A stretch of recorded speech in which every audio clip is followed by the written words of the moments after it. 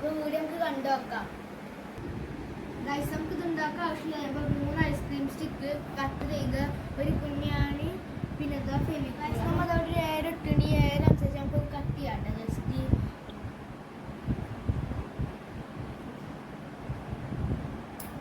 Cut ചെയ്ത് ഈ waste piece കളയരുത്, നമുക്ക് ആവശ്യം വരും.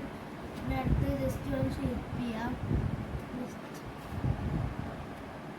നമുക്കൊരു ഷേപ്പ് കിട്ടുന്നുണ്ട്. ഇനി ഇവിടെ ഒരു കുറച്ചുകൂടെ ആക്കാണ്ട് ജസ്റ്റ് ഒരു രസത്തിൽ ഇതാ ഇങ്ങനെ കട്ട് ചെയ്യാം. എന്നിട്ട് ഇതാ ഇങ്ങോട്ട് വീണ്ടും കട്ട് ചെയ്യാം. ഗൈസ് നമ്മൾ വെട്ടി കഴിഞ്ഞിട്ടുണ്ട്. ഇവിടെ ഇതേപോലെ ഇട്ടാണ് ഞാൻ പറഞ്ഞത്. പിന്നെ ഇവിടെ ഇതാ ഷേപ്പ് ഇട്ടിട്ടുണ്ട്. അപ്പോൾ നമുക്ക് വേറെ ഐസ്ക്രീം സ്റ്റിക്ക് എടുത്തിട്ട് ഇതാ ഇതിനെ കറക്റ്റ് ഇങ്ങനെ വെക്കുക. എന്നിട്ട് നമ്മൾ നേരത്തെ വെട്ടി വെച്ച പീസിൽ കളയത് വരെ നമുക്ക് ഇതാ ഇവിടെ വെക്കണം കേട്ടോ. അപ്പോൾ ഞാൻ എന്തായാലും ഒട്ടിക്കട്ടെ. ഗൈസ് നമ്മൾ ഇതാ ഇവിടെ ഒട്ടിച്ചിട്ടുണ്ട്. നമ്മൾ നേരത്തെ കട്ട് വെച്ച പീസിന് കറക്റ്റ് ആയിട്ട് നമ്മൾ സെറ്റ് ചെയ്തിട്ടതാ ഇവിടെ നമ്മൾ നേരത്തെ കാണിച്ച സ്ക്രൂ ഇടാം. അപ്പോൾ സ്ക്രൂ ഇടുന്നതിൻ്റെ മുമ്പ് ഇതാ ഈ ഒരു ഐസ്ക്രീം സ്റ്റിക്കിനെ കറക്റ്റ് ഇങ്ങനെ വെച്ചിട്ട് കറക്റ്റ് ഇല്ലെന്നെല്ലാം നോക്കണം. അപ്പോൾ സ്ക്രൂ ഇട്ടിട്ട് കാണിച്ചു തരാം.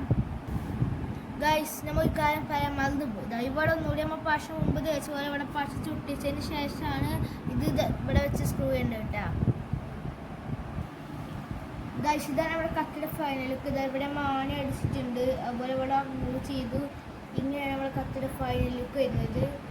വീഡിയോ ഇഷ്ടപ്പെട്ട എല്ലാവരും ലൈക്കും ഷെയർ സബ്സ്ക്രൈബും ചെയ്യുക. Thank you for watching.